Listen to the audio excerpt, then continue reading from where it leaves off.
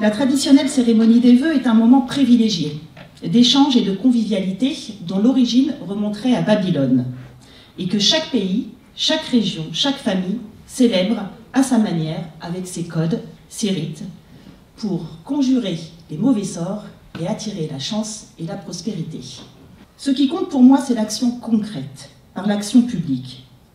L'action publique vous concerne et doit répondre à vos besoins et vos attentes. Mon rôle en tant que responsable politique est de veiller à ce que personne ne soit laissé de côté en mettant en œuvre des mesures concrètes et ciblées. En 2018, les lois votées, les plans adoptés se sont appuyés sur 3 objectifs moteurs: libérer, protéger et unir. Libérer le travail et donner l'envie d'entreprendre.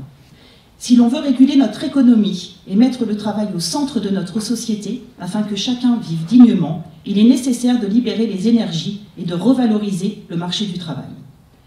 Libérer, c'est aussi favoriser l'émancipation par l'éducation et la formation. Notre ambition est à la fois simple et fondamentale. Elle est rattachée à l'esprit idéal républicain.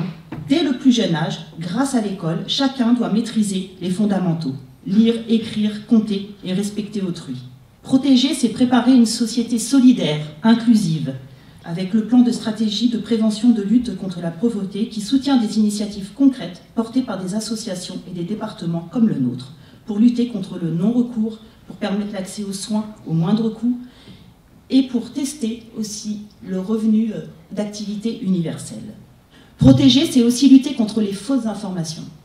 À l'heure du numérique, on ne peut ignorer ou passer à côté de ce nouveau fléau. Et c'est le but de la loi contre la manipulation de l'information, pour laquelle j'ai été responsable de texte et qui a été votée en novembre dernier. Protéger, c'est aussi conduire la transition écologique et environnementale. C'est un sujet sur lequel je suis engagée à l'Assemblée nationale. Nommée en fin d'année dernière par Richard Ferrand comme présidente du groupe de travail développement durable de l'Assemblée nationale. Protéger, c'est aussi garantir notre sécurité. Et c'est une préoccupation centrale dans un contexte de menaces terroristes élevées. Le département de l'Aube et la ville de Strasbourg ont été touchés en 2018. Nous sommes mobilisés pour soutenir la mission des militaires, des gendarmes et des policiers, avec une préoccupation majeure: combattre l'insécurité qui touche d'abord les plus faibles. Ce qui m'amène au 3e axe et dernier, celui d'unir, pour construire un avenir partagé. Unir, c'est consolider le lien avec la nation. Unir, c'est créer une société de l'engagement. Unir, c'est améliorer et réussir l'intégration des réfugiés qui obtiennent le droit d'asile. Unir, c'est combattre les comportements haineux, condamner les violences sexistes et sexuelles. Unir, c'est soutenir les associations. Unir, c'est aussi combattre les inégalités territoriales. Fort de ces grands axes, libérer, protéger et unir, mon travail sur le terrain s'inscrit dans cette logique. Cette cérémonie est le moment de vous préciser mon engagement et mon implication sur le territoire en mettant en lumière certains dossiers. Je suis heureuse d'avoir défendu le dossier Cœur de Ville, tout d'abord auprès de Madame la Préfète et du ministère, pour que Chinon puisse retrouver son dynamisme et contribuer largement à l'attractivité du territoire avec l'implication des commerçants, n'est-ce pas, monsieur Debeur, essentiel pour l'attractivité des centres-bourgs. Mon implication, c'est aussi des rendez-vous ministériels pour porter au plus haut vos problématiques, notamment celles liées aux nuisances sonores, pour préserver nos villes rurales. C'est aussi le dossier des gens du voyage, pour favoriser le vivre ensemble et faire en sorte que les droits et devoirs de chacun soient respectés et appliqués. C'est défendre aussi le quartier de reconquête républicaine pour que Joué-les-Tours soit une ville où la diversité rime avec réussite. C'est débloquer aussi certaines situations complexes, bloquées depuis des années, notamment avec l'exploitation de l'eau potable sur le camp du Richard, où il a fallu un petit peu taper à la porte du ministère des Armées pour débloquer cette situation.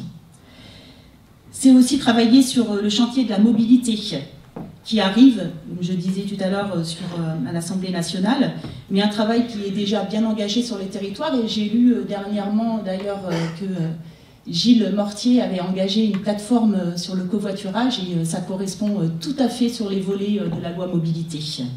Mais c'est aussi défendre avec les élus la ligne Tours-Chinon, de montrer son utilité et son besoin d'efficacité. Il ne suffit pas d'avoir la ligne, il faut aussi qu'elle soit rénovée, qu'elle soit appuyée pour qu'elle soit de plus en plus utilisée et que ça devienne un moyen de transport, je dirais, plus facile et plus naturel pour les citoyens.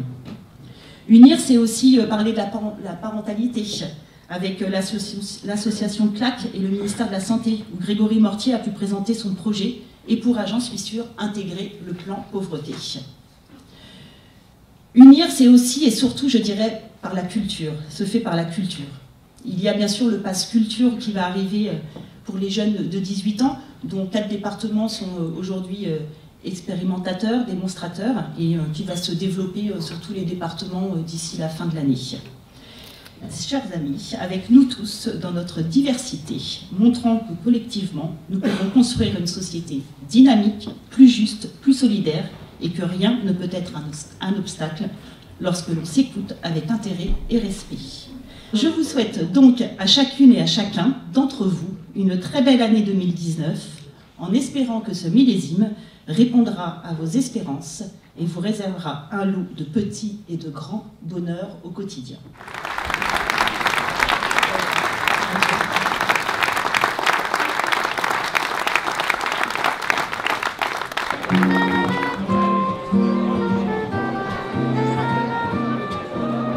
Pour un préfet, c'est plus qu'important, j'allais dire c'est presque un exercice obligé. Les perspectives qui ont été tracées par Madame la députée Colbock sont des perspectives ambitieuses, avec des réformes importantes. Et donc, évidemment, moi je ne peux que me réjouir que l'on fasse et que l'on prenne à bras-le-corps des problèmes de la société importants. La collaboration avec les députés, en tout cas en Touraine, est extrêmement proche, à la fois pour les informer de ce que je fais, mais aussi pour répondre à leurs questions, et souvent même pour promouvoir ensemble des politiques gouvernementales, comme on l'a fait avec la députée sur le territoire zéro chômeur, sur 100% inclusion, sur le plan pauvreté par exemple. C'est des modalités de travail qui sont essentielles pour faire avancer le territoire. Des vœux d'espérance et de travail, voilà. On sent qu'il y a de la ténacité, de l'envie pour notre territoire et ça donne envie, voilà, de contribuer en 2019 toujours plus encore pour développer notre territoire et notamment par l'emploi. Voilà, c'est un vrai sujet. Alors écoutez, j'ai trouvé que ces vœux étaient très constructifs, aller de l'avant, et c'est tout à son image. Je pense que c'est une députée qui travaille beaucoup, et donc ces vœux se veulent positifs en tout cas. Je trouve Fabienne très impliquée, qui s'implique de plus en plus et qui s'intéresse de plus en plus parce que c'était pas facile pour elle d'enfiler ce costume qui est difficile à porter. Et je trouve que plus ça va, mieux elle le porte. Et évidemment, c'est toujours très intéressant pour nous élus de pouvoir s'appuyer sur nos parlementaires. Les vœux de Fabienne ce matin ont été à l'image de sa personnalité, conviviale, constructive, et c'est ce qu'on apprécie chez elle. À mon sens, le maire, c'est le porte-parole du citoyen vers l'État, et Fabienne nous accompagne dans cette démarche, c'est ce qu'on apprécie chez elle. Souvent, quand on est maire d'une commune rurale, on se sent un peu isolé et il faut absolument qu'on ait ce lien avec les parlementaires. Et d'ailleurs, on a beaucoup travaillé avec Fabienne Colbock, entre autres, échangé sur la loi sur l'eau et l'assainissement et le transfert de compétences. Et ça a été une vraie richesse de pouvoir être entendu là-dessus. Je suis citoyenne, donc je suis un sujet politique de fait, mais je crois qu'on ne peut pas faire sans nos politiques.